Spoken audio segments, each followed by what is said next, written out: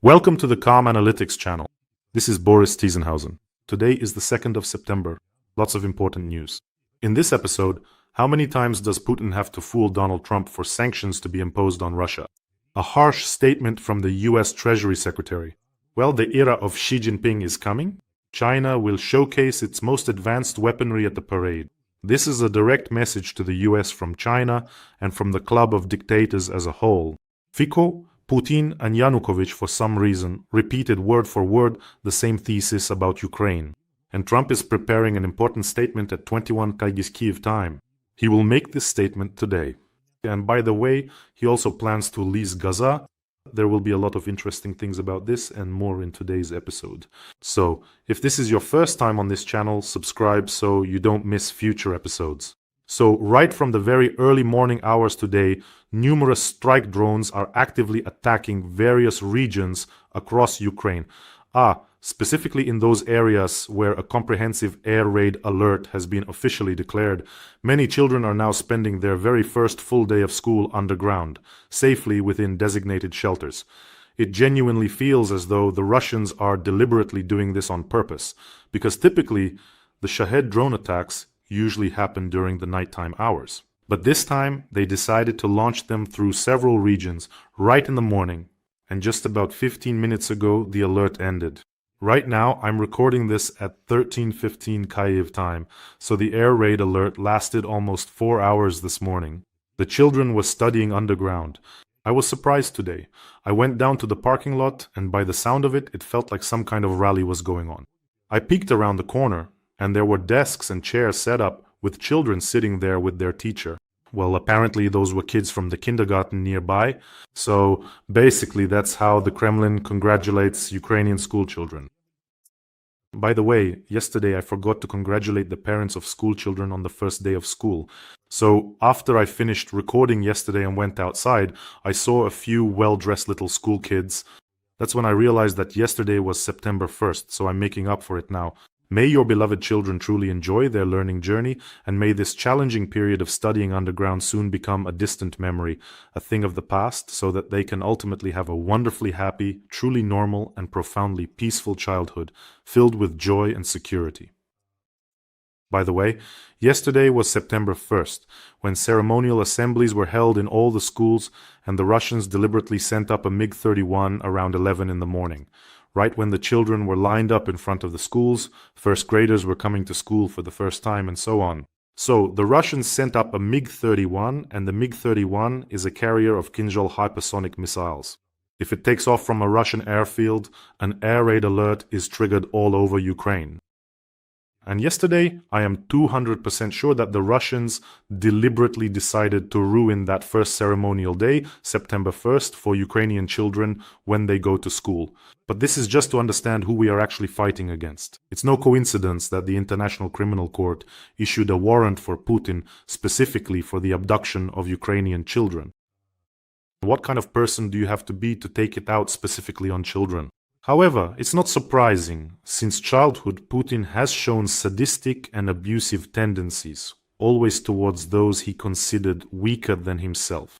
In one interview, his ex-wife Lyudmila Putina recounted how he would deliberately be late for their meetings, making her wait for several hours at times. When she was already crying out of despair, he would appear from around the corner, satisfied where he had been the whole time, and watch her. How uncomfortable she was, how she waited, how she was freezing. Well, that's just how he turned out. Nothing surprising. The cruelest masters are often former lackeys. And Putin was an excellent lackey for Anatoly Sobchak, the mayor of St. Petersburg. So let's move on to the news. Just yesterday, we discussed how, at the SCO summit, the Shanghai Cooperation Organization, Putin named two reasons, in his opinion, for why the war began. But the fact that they have absolutely nothing to do with reality is another matter. The first reason is that the West is trying to pull Ukraine into NATO. That's why Putin attacked Ukraine. Why Putin didn't attack NATO or the West, which is supposedly trying to bring Ukraine into NATO, is unclear. That's his logic. But for Russia's deep-rooted population, it'll do. And the second reason, according to Putin, is the so-called coup d'etat in Ukraine, as he put it. What business is it of his what happens in a sovereign country? Who we choose here, be it a kangaroo or, I don't know, an alien, is nobody else's concern. But he wants to meddle anyway. So that's another reason. There was a coup, so I'll go ahead and attack Ukraine. So as of today, we have two root causes that Russian officials keep talking about. That first, the root causes of the war need to be eliminated, and only then can there be some kind of peace agreement. How exactly are you supposed to eliminate the fact that someone is supposedly dragging Ukraine into NATO? I have no idea. And how do you eliminate what Putin calls a coup d'etat in 2014, the Maidan? How? So, apparently, according to Putin's logic, we need to turn back time and put that Putin puppet Yanukovych, who fled after the Maidan and now lives somewhere near Moscow, back in charge of Ukraine. I genuinely thought to myself, they simply cannot possibly be that incredibly stupid as to start actively pushing this particular version. And as it turns out, they absolutely can, and indeed they did. That's exactly what they did. Do you know what they did? They dragged Yanukovych out of the closet. He hasn't appeared on air in 100 years, dusted off the mothballs, put in some new teeth, these snow-white veneers, I don't know, maybe for the effect, and made him say on camera that he wasn't against Ukraine joining the European Union. No, only against NATO. So they're trying to drag him back into the information space again. Just leave Yanukovych alone already, who, by the way, had successfully disappeared from that information space. And Yanukovych, by the way, explicitly stated that it was entirely the fault of the truly bad, indeed evil, European politicians who had treated him with considerable arrogance and disrespect. Well, I know for sure, I was told this story, that someone once, just to give you a sense of what kind of person Yanukovych was, who he really was. Well, the fact is, he did time for stealing a fur hat. Basically, he was just a petty thief, snatching hats off people's heads and running away. But that's not all. I was told a story that someone once sold Yanukovych on the idea, maybe it was Manafort, maybe someone else, that he needed to fly to the US and spend time with congressmen and other influential people. To do this, you need to hire lobbyists. And these lobbyists would arrange meetings. Well, you know, in the US, all of this can be done for a certain price. And Yanukovych would fly to the United States and meet with representatives of the American elite. But since time is money and he was paying for their time, he couldn't come up with anything better. He didn't want to discuss geopolitical topics. He would tell them about his favorite football club, Shakhtar. So he would just sit there and go, over here and over there. Well, that's just to give you an idea of who Yanukovych is. So they pulled him out. By the way, take a look at this video. Yes, Vladimir Vladimirovich is absolutely right. Indeed, I was purposefully working toward bringing Ukraine closer to the European Union, ultimately setting the goal of Ukraine joining the European Union. However, the partners from the EU side behaved during the negotiations, to put it mildly, rather inappropriately. They did not show an understanding of the difficult economic situation in Ukraine. Frankly speaking, they displayed arrogance. But I was the one who controlled and pushed forward the process of Ukraine's accession to the EU. However, I was always a categorical and staunch opponent of Ukraine joining NATO. I always clearly and distinctly understood that this would be a disaster for Ukraine, a road to nowhere. It is a direct path to civil war. Yanukovych seems unnatural, kind of plastic, I don't know, somehow lifeless. You feel like you need to poke him with a stick. He's so... By the way, it looks like he and Putin share the same makeup artist. They both have their eyebrows painted with Leningrad mascara. It's obvious. So the Kremlin seriously wants to resurrect Yanukovych from the ashes and give him some kind of status. But in that case, they have absolutely no understanding of what's happening in Ukraine. By the way, Putin said that he doesn't use the internet. Maybe they really do print him some kind of Pravda newspaper where everything is wonderful, where everything is fine. The Russian world is awaited in Ukraine. Yanukovych is awaited. They want him back, and here he is greeted with open arms.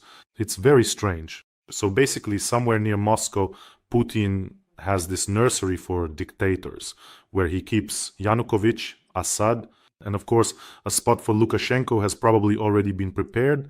And now here's a piece of news that will seem very familiar to you after what I just told you. But this news is about a different character. Slovak Prime Minister Robert Fico will discuss with Zelensky the possible accession of Ukraine to the European Union. The Slovak Prime Minister announced this during talks with Putin in China. They're having discussions there. He noted that Slovakia allows for Ukraine's membership in the European Union, but will not agree to its admission to NATO. I just showed you a video where Yanukovych says exactly the same thing, word for word. By the way, if needed, there will be cottages for Fico in the Moscow suburbs too, right next to Yanukovych. Someday they'll build a dictator zoo there and give guided tours. Look, kids, this is the former Prime Minister of Slovakia. He's omnivorous, but what he loves most are Russian oil and gas. Without them, he becomes mean and aggressive. In general, the Prime Minister of Slovakia also stated that the country will respond very harshly to attacks on the Druzhba oil pipeline. He added that he will raise this issue at the upcoming meeting with Zelensky on Friday in Uzhhorod. Why do you think he doesn't want to come to Kyiv? Uzhhorod is right on the border with Slovakia, literally on the border. But by the way, over there, well, not exactly in that area, but not far, in Mukachevo, the Russians launched missiles and, let me remind you, struck the American company Flex. So far, there hasn't been any serious reaction to this. I don't think there will be either. Well, and after Fico, let's go for a hat trick. The third one has spoken out.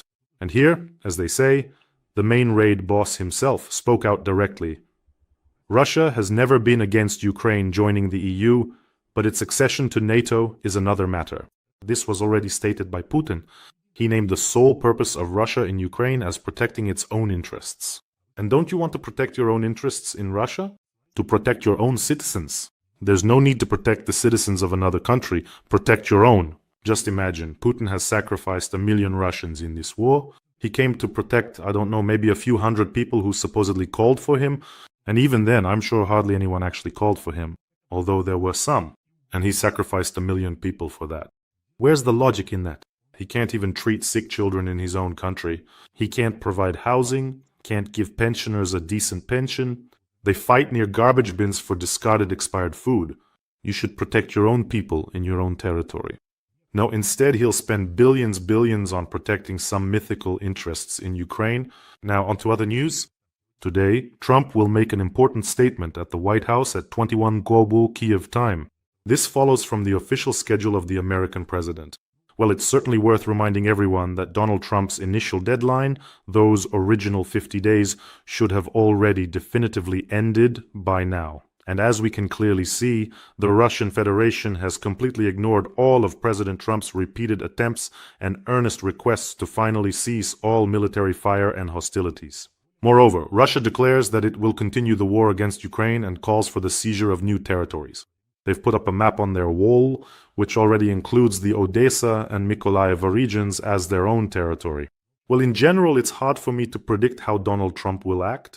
Logically, if you follow some kind of reasoning, if you're being deceived, if they're doing the exact opposite, then you should keep your promise to punish the one who's doing it. And Trump needs willpower and determination, because it would be really ridiculous if Trump comes out and says, I'm giving Putin another 2 or 3 weeks, we'll see if he wants peace or not. That would be very, very funny. It would just be shameful. Besides, in Russia, Putin's generals have already reported on the preparations for the autumn offensive campaign. In other words, no one is planning to end the war. They are deliberately mocking Donald Trump. That's why now is the perfect time to put pressure on Russia. There are two ways. Or rather, yes, two ways. The first is to weaken Russia. That is, we're talking specifically about sanctions here. And the second way is to strengthen Ukraine, to provide additional weapons, to give permission to strike Russian territory with missiles and so on. These two approaches work both separately and together. By the way, working together is better. And an excellent solution would be at least to allow Ukraine to strike Russian territory with those 3,500 missiles that were sold to them, to wipe out all the arsenals within range, and there are quite a few of them. And it would also be good to target the oil refineries on Russian territory. It would be much easier to do this with missiles. As it is, Ukrainian drones have already shut down 1/4 of Russia's oil refinery capacity, and oil processing has dropped by 1/4. In some regions, a real fuel crisis has begun. In a country full of gas stations, there's a gasoline crisis. It's a paradox, but this is Russia. Regarding the supply of additional air defense systems, which Ukraine always needs, that's also an important point. But it seems to me that if you simply take out and eliminate the production of Russian missiles and drones, that would be much more effective. As they say, no factory, no missile, there's no need to shoot them down. Of course, whatever Russia still has in stock will need to be shut down, but if the factories are destroyed, that's at least a contribution to a peaceful European future. There's another option for what Donald Trump could do. He could come out and say that he's dissatisfied with both Putin and Zelensky, wash his hands of the situation, and give himself 2 or 3 weeks to think about how to get out of these negotiations altogether. That scenario is entirely possible as well. We are talking about Donald Trump. By the way, friends, let me remind you that the armed forces of Ukraine are heroically holding back the aggressor. They are showing truly incredible results right now. That entire armada is against us, with the help of the whole club of dictators. And by the way, Russia is providing a lot of support there. And no one is asking or saying, will I give, will I not give? Everyone is giving, everyone is providing support. And even with all that, our heroes, our defenders are holding the line. And you saw that Putin's summer offensive was a complete failure. That's why they are heroes, and that's why they need our help, yours and mine. We are raising funds for one of the largest brigades, the separate Bohdan Khmelnytsky brigade. Right now, they are engaged in fierce battles in the Pokrovsk direction. We are raising funds for a quad bike for some really awesome fighters who operate drones. They arrive quickly, leave quickly, launch the drone, and destroy the occupier scum. In short, these are truly outstanding guys. And I'm asking you, let's support this fundraiser. We're making good progress with the fundraising. The link to the fundraiser is in the description of this video and also in the comments. There's private, there's mono, and there's PayPal for those who want to help from abroad, for those who want to support Ukraine and our defenders. I always thank you so much for this.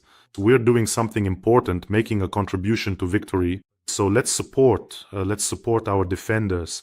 Well, if you happen to be watching not on my channel and there are no payment details here, then use the QR code. It leads directly to the fundraising account. And here is the news from the very same Pokrovsk direction where these guys are currently fighting. Ukraine has deoccupied another settlement. The village of Udakna in the Pokrovsk direction has been liberated from Russian occupation. They're not just holding back the Russians there, they're also liberating our settlements. It's incredible. This is, well, the greatest heroism and most importantly skill. And with our help, they'll be able to do it even faster. So Ukrainian soldiers have raised the national flag there.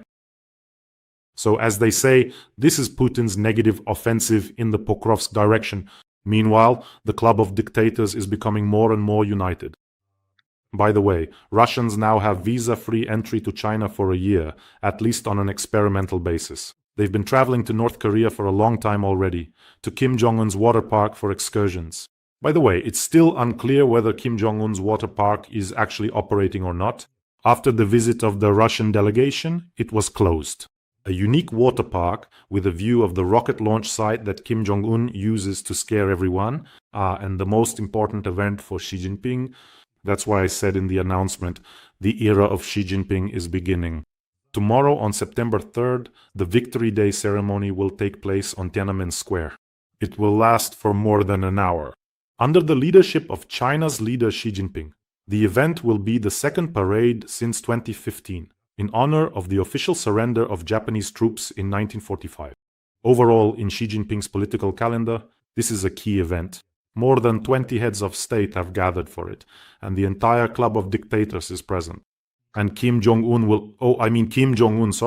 Xi Jinping will be at the center of attention, showcasing China's power. This parade will take place right after the SCO summit in Tianjin, so everyone who flew in for the SCO summit won't have to leave. There will immediately be a parade and a moment in the spotlight for the Chinese leader. He will showcase the full might of Chinese weaponry. I think there's plenty to show off. By the way, it's interesting. Where will they seat Putin? Because the parade in Moscow this year on May 9th looked as if Xi Jinping was the one receiving the parade in Moscow. He was the center of attention. Throughout the entire parade, Putin sat there whispering something in his ear, almost like an assistant or secretary. Or to put it more simply, a vassal, because that's exactly the kind of dependence there is. In general, the parade in Moscow was kind of rushed and disjointed, without the aerial part, for obvious reasons. They were worried that our drones would ruin their mood. And Putin, breaking his 10-centimeter heels, would dash from the podium, trampling over the heads of the veterans, of whom there are only a few left. Believe me, that's exactly how he would run. Kim Jong-un was also invited to the parade. He will travel to Beijing on his armored train. The journey will take him about 20 hours, but he absolutely refuses to fly. He's very afraid that he might get shot down. And footage has already surfaced online, showing equipment being transported through Beijing at night for the parade. The parade will feature the most advanced models of Chinese weaponry, and the final part of the parade will include an aerial formation of 100 aircraft. This is according to Chinese media reports. And in Beijing, security measures have been massively increased. Special stands are being set up on Tiananmen Square. I think they're armored with glass. The city authorities are closing schools, business centers, and hotels. No one is allowed to go out onto their balconies along the parade route. Basically, they're afraid that even a single anti-government action, let alone an actual assassination attempt, might occur during this event. They're afraid of anti-government actions because in 2022, an activist unfurled a banner on one of the bridges and it ended up online, which basically sparked a whole wave of anti-government sentiment. Well, back then, the banner was also against COVID. So literally, it said, "We need not tests, PCR tests, but food, not lockdown, but freedom, not lies, but dignity. Not a cultural revolution, but reforms. Not a leader, but voices. Not to be slaves, but to be citizens." That's what was written on that banner. And of course, the student uprising in Tiananmen Square, which was brutally suppressed with the students being shot there. And that so-called tank man, remember, the famous photo where one person stands at a crosswalk and stops a column of tanks. That photo was taken in Tiananmen Square. Overall, the parade is expected to be grandiose, probably the largest in history. And the security measures are unprecedented. It is expected that Xi Jinping will showcase hypersonic missiles, underwater drones, and many other new developments. But I think the experts will analyze all that later. By the way, friends, don't forget to subscribe to this channel. It helps promote the channel, and it will also make it much easier for you to find new videos later. And apparently, Xi Jinping has finally twisted Putin's arm and secured the gas price he wanted, because today another important announcement was made. Gazprom and the Chinese gas company CNPC have signed a legally binding memorandum on the construction of the Power of Siberia 2 gas pipeline. This is what Putin has been trying to achieve for decades, begging Xi Jinping, "Let us sell you more gas." But I want to emphasize that many have already presented this today as Putin's victory and, well, in general. In reality, this is a framework document for launching the project. That is, it still needs to be agreed upon. The price at which the gas will be sold is still unknown, as is who will finance the construction. In general, there are a lot of unknowns. The tentative launch date is currently set for 2030. Well, we'll see how it goes. But this is one step closer. This is Power of Siberia 2, which, let me remind you, according to its technical specifications, will allow Russians to send another 50 billion cubic meters of gas over there. But Xi Jinping is the king of the situation. He can squeeze a price out of Putin. I think that if he wants, he could even get it below cost, just so Putin doesn't have to shut down the wells. And I think that's exactly what will happen. Putin doesn't have any other choice. And here's another statement that, in my opinion, is worth paying attention to. The US Secretary of the Treasury said that Trump will closely examine strengthening sanctions against Russia because of the bombings in Ukraine. But I liked the way it was phrased. I mean, we understand what it means that Trump will closely examine it. Well, he'll examine it, great, closely, very closely. Closely, like on a string, closely, like on a rope. We all understand that. This week, President Trump's administration will also be considering the possibility of introducing new sanctions against Russia. And according to Mr. Besant, after the so-called historic meeting between Trump and Putin in Alaska, President Putin acted completely differently than he had assured Trump he would. That is, he said, for example, that he wouldn't bomb Ukraine, but here's the quote, and it's precisely for this quote that I picked this news. In fact, he intensified the bombing of Ukraine in the most vile and disgusting way, Besant said in an interview with Fox News. So, yeah, that's pretty much how it is. So, most likely Putin also told Trump that he wouldn't bomb heavily there, and then went on to launch not just one, but several massive strikes on Ukraine. Let me remind you, after one of those recent attacks, 28 people were killed, including 4 children. Putin destroyed an entire building. But I wonder, is there some critical number of times Putin has to deceive Donald Trump? Like for truly tough sanctions to be imposed? I don't know, maybe if he blatantly lies to Trump 10 times, then we'll impose sanctions. I think that's exactly how things are. So how else can you explain that Putin keeps mocking Donald Trump over and over, and yet Trump just gives him more time in response? Or does he think that Putin will read some good book somewhere, repent, and stop waging war? What's the logic behind these expectations? Putin's generals are openly saying, "We are going to keep advancing." Putin continues to recruit cannon fodder under contract, ramping up the production of drones and missiles. I think Donald Trump gets daily briefings that Putin doesn't want peace. So why does he keep believing Putin's words every time? That's the real mystery, isn't it? If you have an answer, write it in the comments. And Donald Trump wouldn't be Donald Trump if he hadn't come up with the idea to take control of the Gaza Strip for the US for 10 years, evict more than 2 million local residents from there, and turn Gaza into a kind of Middle Eastern Riviera. I remember very well how Donald Trump published a video clip that was generated by artificial intelligence. There you have Trump Gaza, Trump super towers, golden statues, everyone swimming, luxurious beaches, hotels. Well, actually, by the way, this isn't a joke, it's not a joke. By the way, can't we just lease the entire territory of Russia and also do something to spruce it up, somehow improve it? No? By the way, it's a mystery to me why none of the representatives of Arab countries want to take in or invite the residents. You don't want to. Strange, isn't it? And here's another piece of news. Slovakia will vote against the adoption of the European Union's plan, which involves giving up Russian fossil fuels by 2027. That's what Fico is reporting again. Dear leaders of the European Union countries, they have only now started considering the procedure of alternative voting in the EU in order to deprive both Orbán and Fico of the right to blackmail, that is, by a simple majority. Not like it is now, where if one country is against, everything is blocked. No, by a simple majority, because the system that is currently working in the European Union is ideal. It was simply made for Moscow, for the aggressor. Putin doesn't need to corrupt the entire European Union. It's enough to gain the loyalty of just one EU leader and use them to block all initiatives. By the way, here's another question. I feel like it's Knowledge Day at school today. I'm just asking questions. What do you think if Orbán and Fico dislike the European Union's initiatives so much? If they claim that NATO expansion is the reason for Putin's attack on Ukraine, they've said this. And let me remind you, both Hungary and Slovakia are members of NATO. So they're talking about their own bloc, saying, it's us who provoked Putin.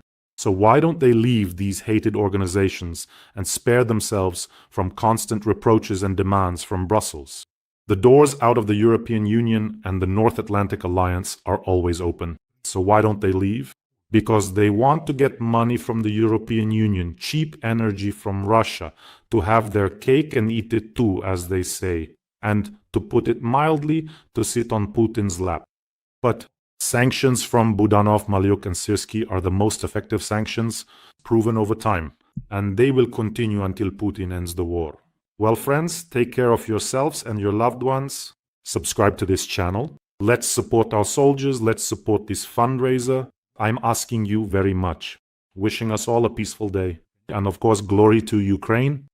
Every voice matters. Join our community, support independent journalism and help us bring you the truth from Ukraine. Become a member of Ukraine Today. Join us now.